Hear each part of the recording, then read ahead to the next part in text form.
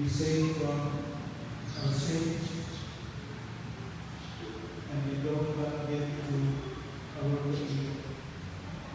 Lord, thank you for reminding us again of the greatest, the truth, that who can question you, who can give you counsel. Kasi Lord, we go sa amor ng again, nagnamulang na eksakto lang na nagnamulang. Nausahin mo ang inyong pagkain ng mga butang beyond our understanding because of our corrupted and limited minds. Forgive us, Lord, but we thank you because you are merciful God. Though you are on the throne, but you are merciful, kind and gracious towards us. Pero hindi nga magula sa aming mga padayon at sumpa sa inyo, ikita niyo ang mga singkasi, ipagalipo niyo sa pagkawag ng isang, kung hawag niyo lang paangkod sa pagpapalulog sa wala ng Espiritu. Ang mensahe mo kung napagusin sa mga sa mga sirkunstansya, sitwasyon, sa mga mga Pagawin ng Panginoon kay ang tulong sa paglaman sa mga tao na may spiritual desire na ginuoy desire sa pagtabang sa kawalan ng Espiritu ng mga inan kung isa ka naman yung mga pagbalimon kaya sa kaya ng mga kung naman yung iskutan ng Panginoon ang tulong sa Prophet Peter, called to be holy, and help us to understand how this call, this command was justified. The ground of this command is showing that if one is sure of his salvation, then he is to live fully, separate, dedicated only to your ways and to your pleasure. So Lord, it's my purpose mo sa ating namoy at this particular time sa matalugan ng pagkakanong na tulong mo. We pray that the Holy Spirit will find His chief force sa pagpagpili mo sa mga sikasi at sa pagpili mo sa mga masama. Kailangan sa ating Spirit na mga tuluwas. Amen. Dahil po sa pagpapagod, dahil po tayo sa mga suod. And please open your Bibles to 1 Peter chapter 1. At ibasa natin nga verses 13. 1 Peter chapter 1, verses 13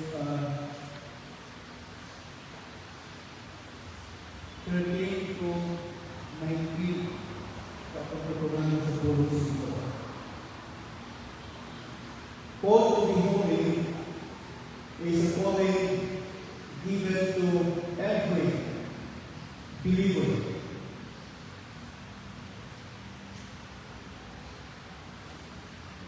Only. And this morning, let's study the grounds of this call, how it is being justified. This is the foundation of the call of God through Apostle Peter. to the believers in the church. And later, ato ka lang mga isunod, hindi ka mahitang sa labay lang na pag-let out, kung ginagawa ka ng magdalak sa tulad ng masaklan, pag-ayaw ang tumong ng Apostol Pedro sa ilang isla. Now let's begin with these points. Word for the decade. Maybe decades, 2000, 2001, 2010, 2011, 2020, and then karon nakita sa tunga, kung nagkakaroon sa tunga sa another decade. And the word very common is the word survival. Survival from scarcity of food, survival from illness, survival from social deprivation, survival from mental depression, survival from moral decay, survival from the choking influence of ungodliness. Early 2000, the acceptance of premarital sex in the U.S. had increased up to 79%. 79% of the Americans believe that premarital sex is okay. Up to the present, 48% of U.S. adults believe that couples who live together before marriage had a better chance of success. Trial and error. Before the pagkasal, nag-ubang sa ka. And in the context of the background, this couple will do exactly what marriage couple will do. Kung para sila it's okay. It's okay. In Namibia, there is a tribe known Ova Himba and Ova Simba. You may not familiar with this place, but this is the real place. Tiningang tribo, they practice a custom known as Oval Jipisa o Kazendo, meaning offering a wife to a guest. As a sign of kindness and hospitality, if the guest brings his own wife, the two men agree to exchange wives for the night. Magbaylo sila kasama. Anong gabi? The same is practiced in Greenland and Siberia, they just differ in background. But this practice, long time ago, was condemned because of its heinous, serious offense against or violation to the moral standard set by the Word of God in relation to marriage. Sino nagsuot sa tinundan ng sa atin sa Pilipinas ang live-in or living-in sa mga couples na wala pa sa nag-video is very common. And it seems like the worst, even sa environment, Christian environment, nag-exist siya and the Lord will give us, the Lord will be merciful to us. Now, in the Old Testament, in Genesis chapter 6, verse 9 and 6, the Lord gave us a promise of Ginoo, so that the wickedness of men was great in the earth. But that line, wickedness of men was great in the earth, and that every intention of the thoughts of his heart was only evil continually. In verse 6, the Lord rebuked them, and he had made man in the earth, and it grieved him to his heart. But if you look at the verse, something in there,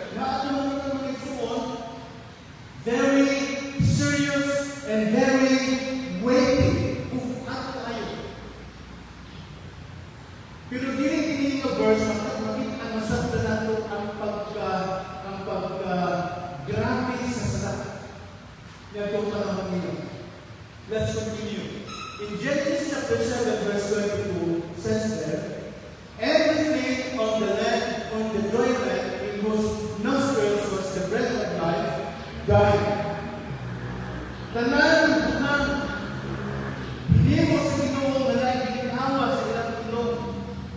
namamatay. Verse 23. He blotted out every living thing that was on the face of the ground, men and animals. Everything that was on the face of the ground. And we have this reality. The most tragic reality in the history of mankind. It says, only Noah was dead, and those who were with him in the ark. There was only 8 persons inside the ark.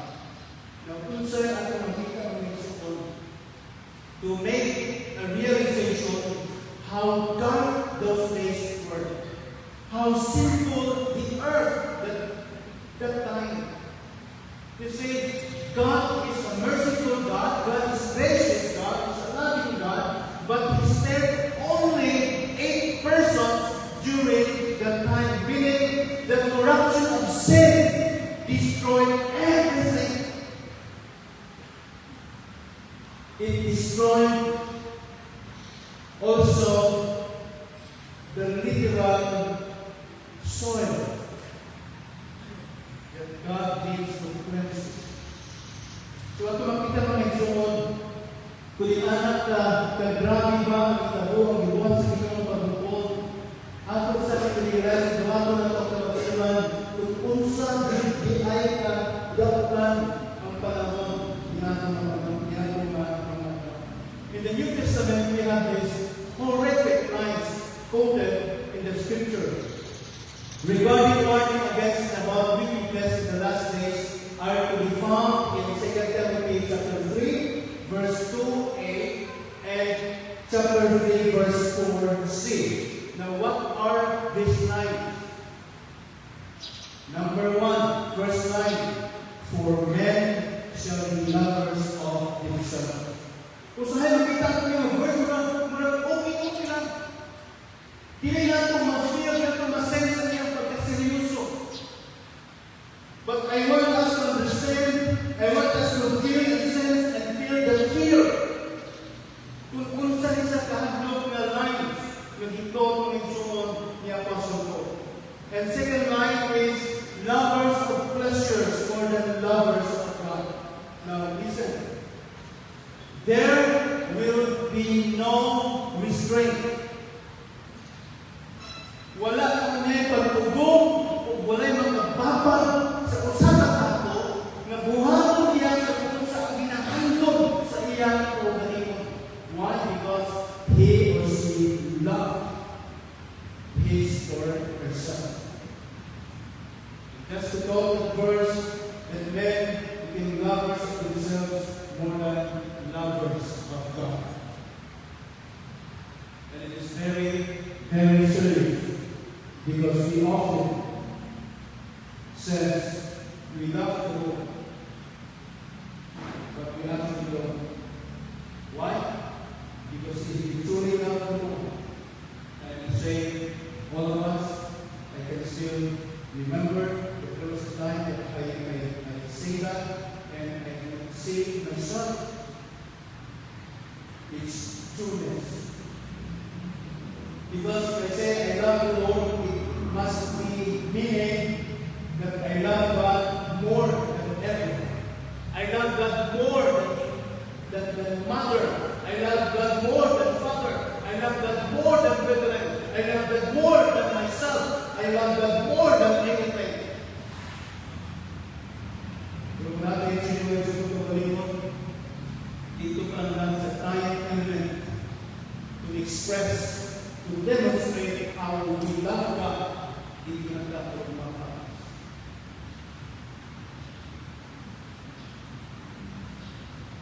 The unrestrained sinfulness, ang di mapugnan ng pagkadautan nowadays, lessons are carried. Nagpagamay sa atong isog, it lowers our standard. Sa una, it pwede, karoon hindi pwede na. Dayon, it loosens our conviction. of sin and righteousness. Nahugka na atong pagbarog kung asa ang sakto, kung asa ang dili sakto. Ang dili kay pwede na lang. And sometimes we define and we justify our actions and thinking on our own thinking, understanding, to support and justify our actions. Okay naman ba? Inaalam na ito. Kung gusto mo na isuwag,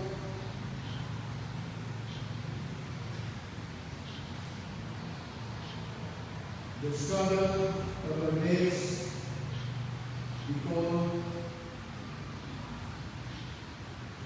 the ungodliness grows stronger, and the preacher once told them, sin is growing worse and worse. Righteous men are getting lesser.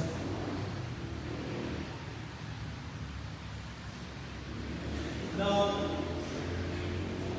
Apostle Peter, that text, he exhorted them as Christians how to properly respond to diverse kinds of affliction. Gina-encourage sila Apostle Paul, ginatulungan sila, gina-remind sila kung saan nila pag-respond sa ilang circumstances because these Christians were persecuted. These Christians were being robbed of their property. They were maligned. They were insulted.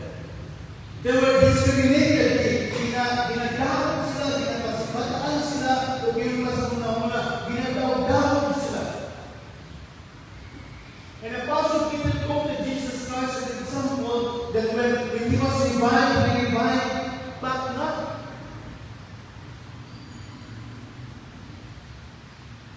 He exhorted them how to respond, and that is to be holy in all manners of behaviors. To be righteous in all manners of behaviors. Kung ano yung exhort ang standard sa pulong sa dito. Apostle Paul encourages them to overcome persecutions and defy temptation or resist temptation. Now, what are the temptations? Sa kaya kita sa mga pag-antos, kabukas, pinapulit nato, kahintang mawala, ignatok dalahin, kahintang na nagpag-ugasa atong talag sa itong Espiritu, munang panahon ng magatumbang pinagduha ka temptation. Number one is temptation to respond ungodly. Tungkol sa mga tao na nagahimo sa atong mga di maayon na buhat, we are tempted to respond accordingly. Ilagdan ka na yung pasipadan kanina kung matinilang ka na mabalas sa salita. And second temptation is this, to ride on with the ungodliness of others. Umuuban na ng punta, musabay na ng punta, uwag na ng pagpapanunta na ng kabaringon nga, maglutaw-lutaw sa dili pagmamataro o sa dili pagmamalaki. Those are the temptations that these believers are facing. And Apostle Peter was exhorting them to be strong, to be steadfast, to be unmovable. The same exhortation that Apostle Paul gave to the Corinthian church.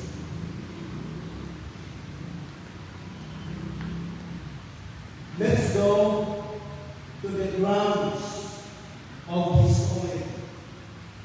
Now we can see in our text that the Apostle Peter was actually implying two callings. The first is the calling, God's calling to His kingdom. He called us to His kingdom. And number two, the kind of command that is given in a form or sense of calling. Be holy in all manner of conversation or conduct.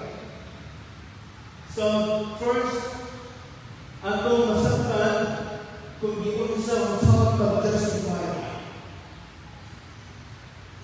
nga ang ipangayo, diman sa Ginoo sa ako nga klase sa pagkinabuhi is actually a natural thing. A natural tendency. So, usa ka Kristiyan, usa ka tao, nga dapat nagsalit ng Kristo Jesus, ug nagtawag siya o galingon nga anak siya sa Ginoo. So, the nature of the first calling. Verse 15, but as He which hath called you into His kingdom. God called us into His kingdom, and this calling necessitates holiness, since the one who called us unto Himself is holy. Muna ba mga itsong pagkatanawang, gitawag niya sa Ginoo na mag-adto sa usa ka lugar, kung kanang lugar magkaaniyang lugar. And for us to fit in and to qualify there, we must be like Him. So ato masabtan ng pili nga, kung ato balik-balik kung paglitong kung sa una-una, nga ang pagpinabuhi sumala sa pagtawag sa Ginoo, ang pagpinabuhi sumala sa sugo sa Ginoo, dili siya in any sense, it's not an optional. And again also in any sense, it's not impossible. Kung may yung tanga, no, it's not. Di man ito lang makana, may gusto mo yung standard sa Ginoo. Yes, we can. But God made it possible. God made it possible for us to be able to respond that kind of calling. In Matthew 5:48, gitawag kita sa Ginoo ngadto sa iyang ginikanan. This calling denotes or implies direction. In the context of redemption, we are called unto God. We are called unto God. The ultimate work of our salvation, ang pinakadako, ang pinakatumon sa atong kaluwasan ng mention o pinaka-focus is not on the idea where to be saved from. Okay? Ang pinaka-tumon, ang pinaka-unod sa atong kaluwasan, wala sa idea na kung asa kita ginaluwas kita. Kung dili, kung asa kita o kung sa kita ginaluwas, ngadto o para kang isa o para kang isa. O gano'n may mga isuon. In chapter 3, verse 18 of 1 Peter, if you look in your Bible, it says there, verse 18, for Christ also had once suffered, once for sins, the righteous for the unrighteous, that He might bring us to God. Para na iyak kang magdala nato sa Ginoo. You see, the calling of the Father unto His kingdom. Gitawag kita nato sa iyang gingharian, gitawag kita nato sa iyang galingon. God called us unto Himself, and Jesus Christ made it possible. We can. But look at the verse. Christ suffered for our sins, that He might bring us to God. Para iyan kita magdala. Ultimately, He died for us with the glory of the Father. Again and again, as I we're flattered with the fact that God loved us and God saved us from hell, and God promised us that heaven, and God has promised us that one day He will come again and bring us into Himself and to live with Him for eternity into a new earth, new heaven, new earth. But before being swallowed up, that flattering truth or reality, ato mga mensunuhan natin sa pagkakaroon, that first and foremost, God saved us for God. God saved us for His glory. And that has something to do with the type of life before He will take us home.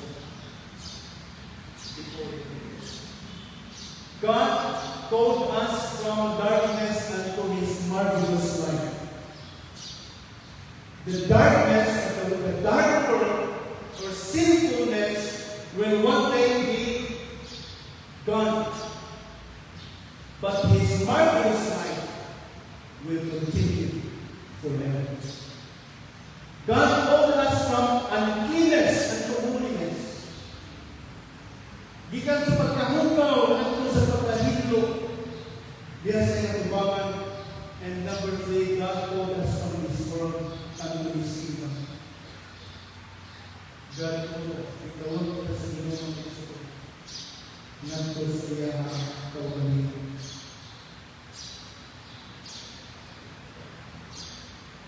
Every believer is called to be holy no matter the behavior. The question is, why should I live holy? Kasi magkapunta ikaw, ano mo ginagawa sa mga paraan? The answer to the question is also a question. Why should I live holy? The answer to that is, why not? Anak mo na sa ito. Gitawag mo kasi rin sa ito. Giluwas mo kasi rin sa pagkakatapan ng pagkakasala. Mana? Meaning, if there is a direction sa atong kinabuhi ng Jesus, sa pagkakata na naluwas, of course, magkasala po kita. But there is this one direction we are going to. We are going to God. Sometimes we are reluctant and hesitant and not so convicted to live a holy or righteous life. Maybe because the thing that we're doing is hidden from the eyes of men. It's okay. Although we knew magbabawas ito dito sa mga and we have our own justification. And that justification falls short to the truth, from the truth about this world. There's only one reason not to be holy. There's only one reason not to be sanctified. There is only one reason not to join in His kingdom. And that reason will be, you are not among the wicked. You are not saved.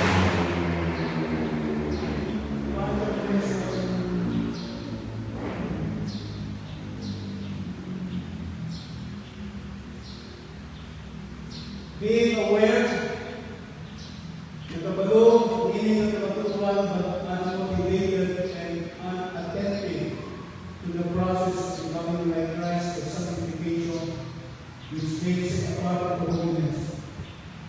Kabalo kita, hindi kita motivated, hindi kita attentive ang mga process, mga pinihinay at kinabuhi, kasama ang sa Kristo, kung hindi kanak siya ng tao, wala sa iwanan, wala sa katunod, to think that He is saved. Very serious life. He has no warrant to think that he or she is among the redeemed.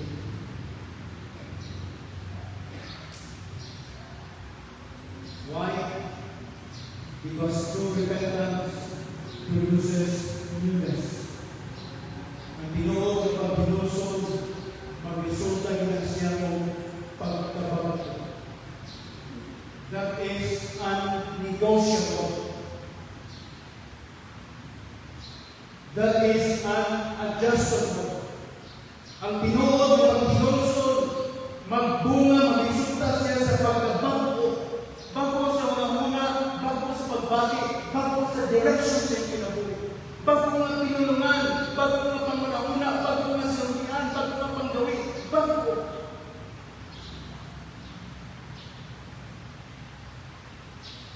Kagulaw mga isuon, handog din ay siya ng mga tuwan. I can still remember a preacher who was so passionate, and with all his strength, he spoke like this, that salvation is not cheap. Dili na pinag-ato ko sa Christian church, maguna-una na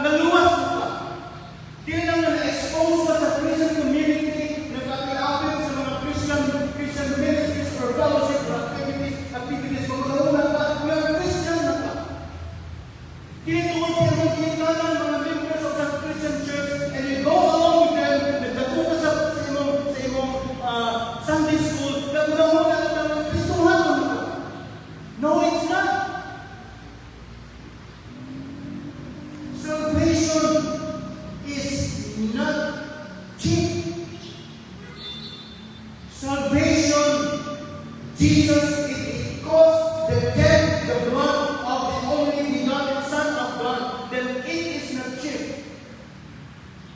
Wala din mo tagdaan sa kalsada, may mga sinatros, di kulit, di mo okay na. No, it's not.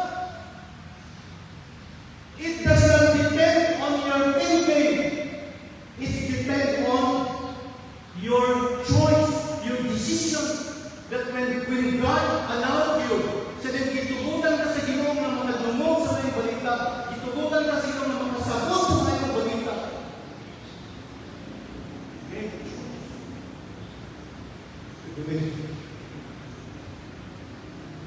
And that believing, nagsuon, kanan na believing, magpisulta na siya sa paghinulsol, pagtalikod sa daan ng pagpinakuwi, huwag ng katubang, gano'n sa pagbabago. Nawala na ang Ginoo ng repentance, magresulta sa pagbabago, pagtalikod, katubang siya. Or, look at the light, or it doesn't happen at all. Nagmamuna lang ng halas mo, pero di ka halas mo. Nagmamuna kang karnero ka, pero karnero ka. I agree with that man who says, there are many bounties in heaven. Ito ba? There are many begotten gods in heaven. There are many Pentecostals. I hope you are not one. Really, magsuon, tanaw na ito we can understand and feel how serious Paul wants when we challenge the Christians to examine their own selves, whether they are in the faith or not. Ang pagkakriswahan ng mga isuon sa mga nasa buwan, wala pa talaga hugog ko na gusto sila. It's not because the life of the Lord Jesus Christ. But as He waits upon you is holy, so He holy no matter conversation or behavior. Number 2, ground. Nga naman na atong i-embrace na wakon o binuon ang tawag sa Ginoo na magpapatalo ng pagkalimpyo o pagkabaraan tungkol kay Simulaan is because of the dread of God as judge. Kaganina tungkol kay ginawa kita niya ng gusto ng kalimong sa magpapatabaraan kay siya pala. Ikadumang kalon, dapat kita magpapatabaraan ng araw sa kung pagkinabuhi subay sa pagkabuto sa ulang tungkol kay kahaglutan kaayo ang Diyos as the judge. Can you imagine the killing in the wilderness? Inupasan sa katao, yes, those tragedies implies one sure thing, that God is so serious about sin. God is so serious about disobedience. God is so serious against impartiality. God is so serious about lying. God is so serious about defective commitment. And God is so serious, both open and hidden sins. Ilang sa Ginoo in verse 17. And if you call on the Father, who without respect of persons, without respect of persons, the one who is not influenced in his treatment of people by rank,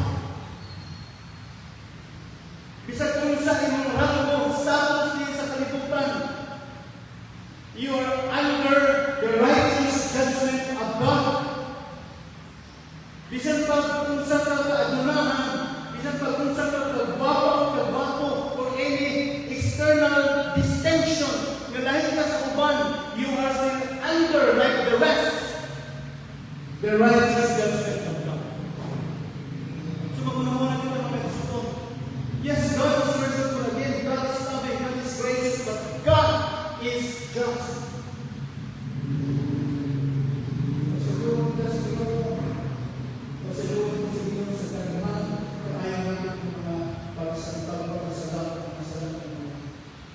And that thing, magpapilis yung mga unang mga isuon. Kung mahiling natin siya ng usog, aron ang atong pagbatukan, ang mga kasamtahan, mga pagpagkita at pagpangibog sa kaaway. I will not do it.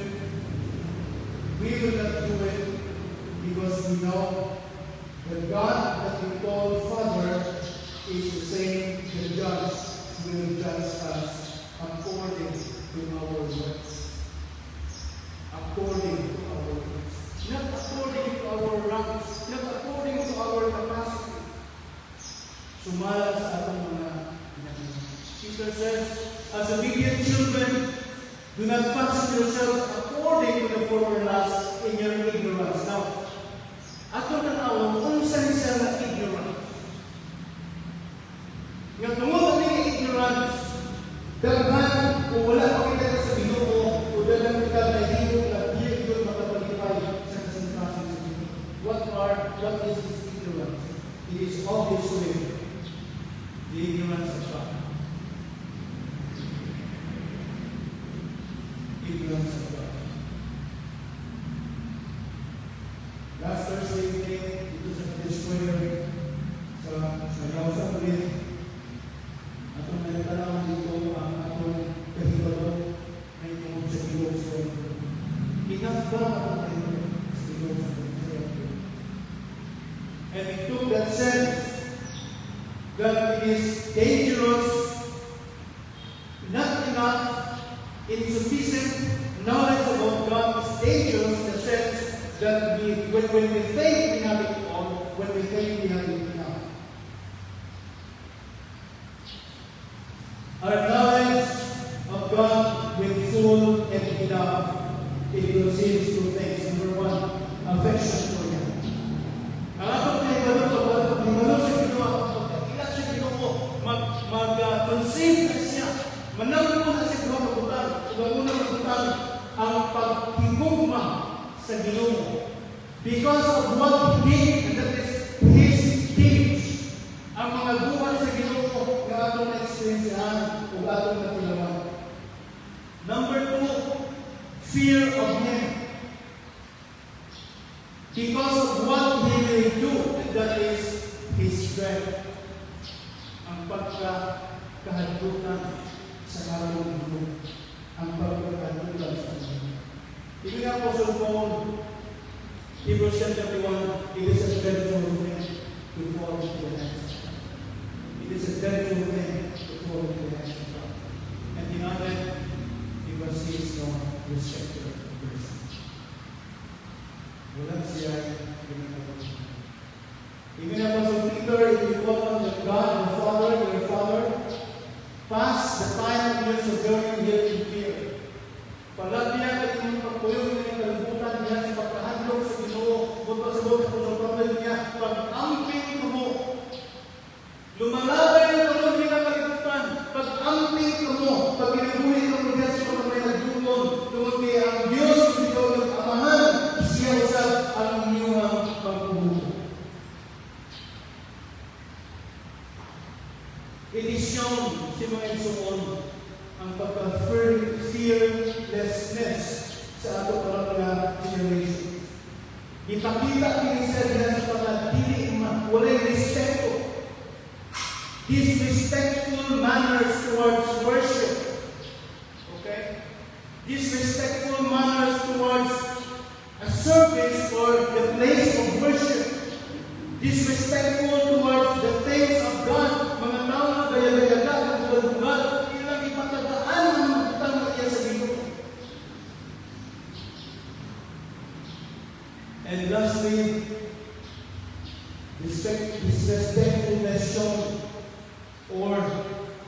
guards God's word, and this one, a vulgar committal of sin.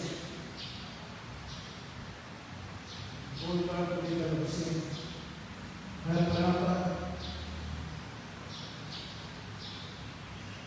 Wala na kailangan. Sa gito. Nowadays, men, including Christians, have diminished their fear of what God will and can do as their child. And at the end of the day, when God is dealing the saints, they go out and claim the mercifulness of God, the graciousness of God, and the loving kindness of God. Ang libro natin ng siguro na pinagkana, kung tayo pinagkana sa katagulong siya, wala ko kabalo, hindi ko lang kabalo. Pero tayo ng Pinoy ng Ginoo, tigit-tuloy ito sa siya. Sila? Kaya mag-Pinoy yung pala ng Ginoo, hindi naman ako ang Ginoo, wala sa siya. That is not true. Pupunta sa ating mga Kristiano, pupunta na sa Ginoo, do not take His character against me. Do not take God's character against me. The question again is what should I be holy? And then we answer the question, why not? At this time, we not have one, because God our Father will judge us here and there. And He is no respecter of person. Number 3 and last, the price of our redemption. Tanaw ang bilis at pagpasa ng Iso. Which nakarasatan, kaya kita na dapat natin kita na pinatuloy ko na because of what Christ has paid. And kung saan ang nakapituhan sa bayan ng Jesus. 1 Peter chapter 1, 18 and 19, for as much as we know that you were not redeemed with corruptible things as silver and gold from your vain conversation. Okay? Kung atong idiretso pagsumpay ng atong point nila sa verse 28, for as much as we know that you were not redeemed from your vain conversation with corruptible things. Wala kamo ipalit sa Ginoo gikan sa inyong pagkadautan sa inyong paggawan. The payment for our redemption, okay? The payment for our redemption covers the payment for our holy behavior. The precious blood of Jesus Christ not only paid the price for our freedom from the power of sin, it also paid the price for our freedom from our former lust. Kasi mga example, tingong pati dyan may dili lang ang kaluwasan ibayan ni Jesus. Ibayan ko ni Jesus ang ating mga pagkabalaka. And the point was, it's not only to think that we are to live a holy life. It is also to think that we can live righteously because God paid it. We are redeemed from our former lust or vain conversation. Vain conversation. If our salvation necessitates holiness, the blood payment for our redemption also secures our holy conduct. Ano siya po sa holy condition? Tingnan mo po kanina, again and again and again, kung gusto mo muna ang atong ipigan sa mga muna, nga ang kaluwasan, dili siya kamay mo. And aling point ron, sinun pa, if our salvation, kung atong kaluwasan, nag-demand then ang dugo, ang bayad na dugo ni Kristo Jesus para sa atong kaluwasan, nag-secure siya sa atong pagkamatao. Sa atong pagkahinlo, sa atong pagkabalaan ng Diyos sa Tuhan. Therefore, it is right to think that the holiness of His people is the proof, or is proof, that His payment was not a failure. Lord, tayo naman nagsuong, kung naman sa ating isuhanan, nagsuhanan ko alam sa Ginoo, nabasa sa Ginoo, na nagkinabuhay sa pagkakautan. Tunay usap at utang na buting nun, pakyas ang bayan ni Jesus para sa iyang kagalasan. Nga naman, wala man sa iyang pagkabagto. Wala man sa iyang pagkamatalon. So, let's take it this way.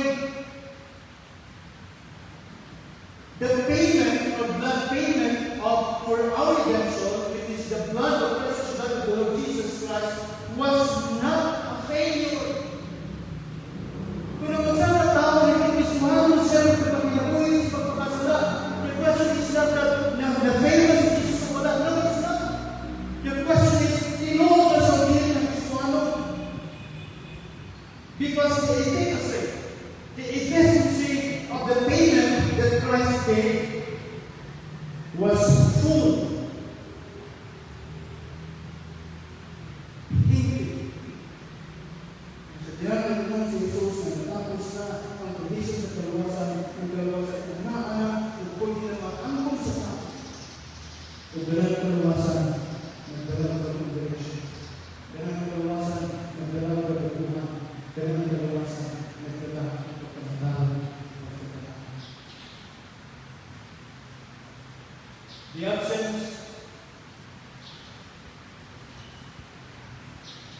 The absence of holiness in the lives of believers doesn't mean that the sacrifice of the death of Christ on the cross was a failure.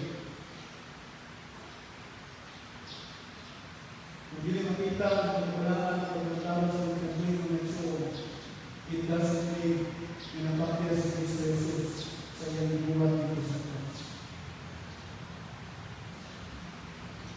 But it does certainly mean that he or she is not a true believer of Jesus.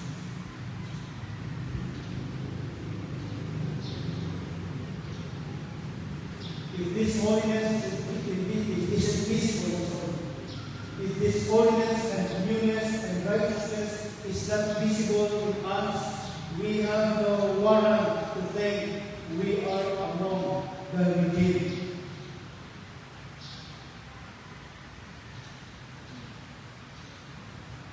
According to the Bible, we so truthful. Ibadah tayo ng tao na gumawa ng Kristuhan mo sila. Mga hindi ko na gumawa ng Kristuhan mo sila. You see, atong mga kahila at pagkakiti, mga anak, mga sunod natin, mga ito sila mga sunod. And even we can see ourselves. Atong pagkakita ko balimang, magkabarok pagkakit ko sa atubangan sa Ginoo sa mga tao, maingon na, anak ko sa Ginoo Kristuhan mo ito. And the only cause of that is newness, righteousness, holiness.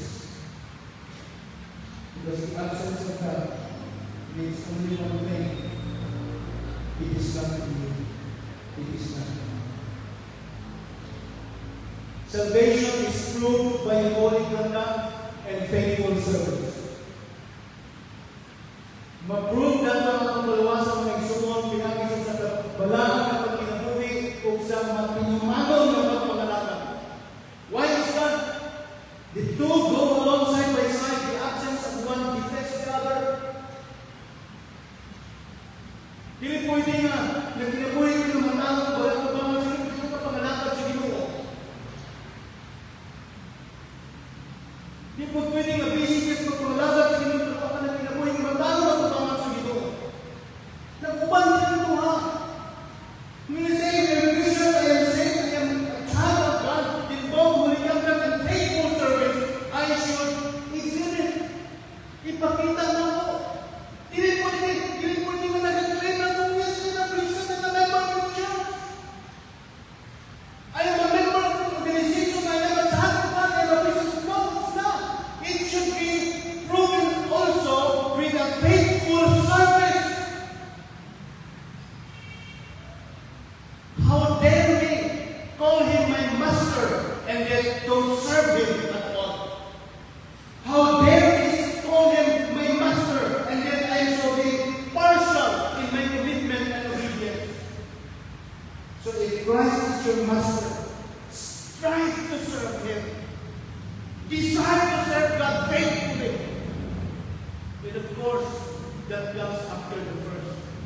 live a righteous life.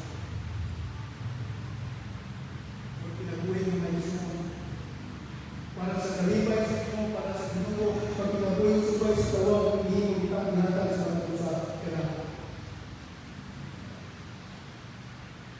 Our holiness is derived from the beauty, words, actions, and work of God. Our holiness derived from the beauty, words, actions, and work of God is the clearest mark of a true conversion. Really optional, it's the denominational and righteous life or holy living. No, it's not. Isa kung sa pag-imuang religion, isa kung sa denomination, isa kung asa ka kasimbahan sa kalikutan, if you are saved, you live this life. Isa asa ka na nagdibutan sa Ginoo, if you are saved, you serve God. Amen? Yes. Apostle Peter exhorted them, yes, I understand what you are going through. You are being persecuted and you are in many ways tempted to respond ungodly. You are tempted to write on ungodliness. But Peter says, the Father whom you call on, your Father, is holy. Therefore, be holy in all manner of conversation. The way you respond to ungodliness, the way you defeat or defy temptations of ungodliness, let him do it in a manner of holiness.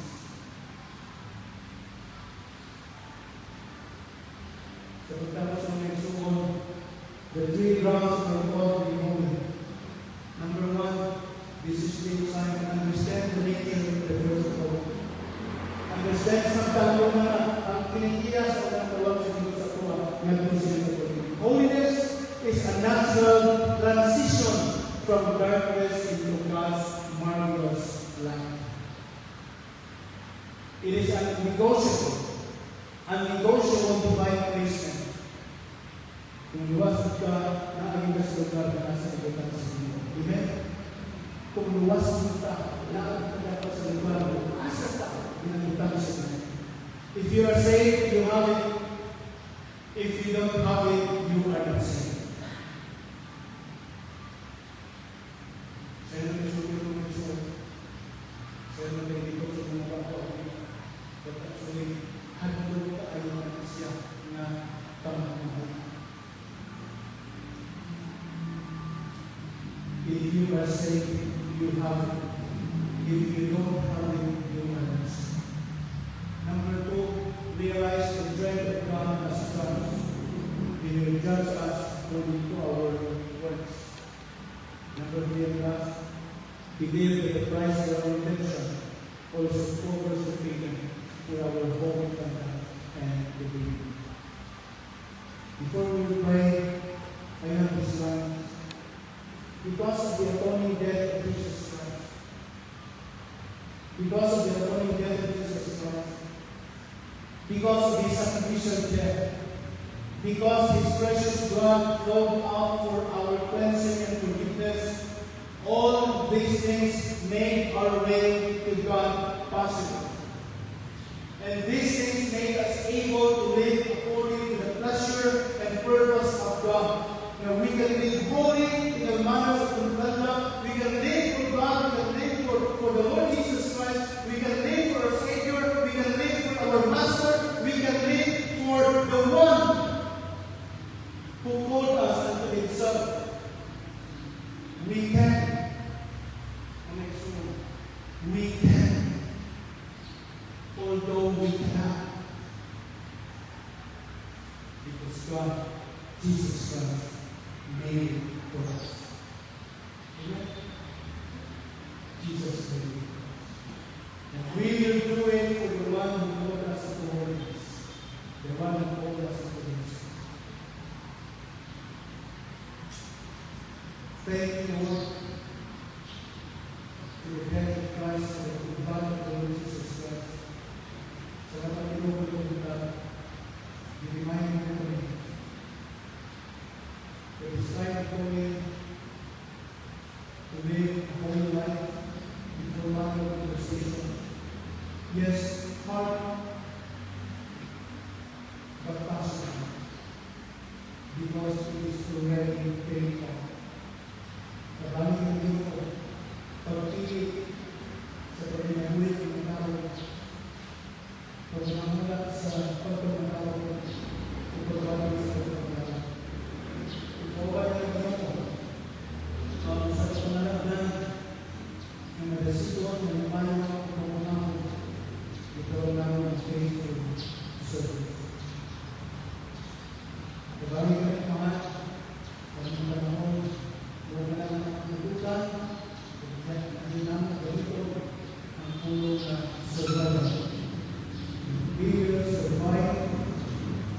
Not to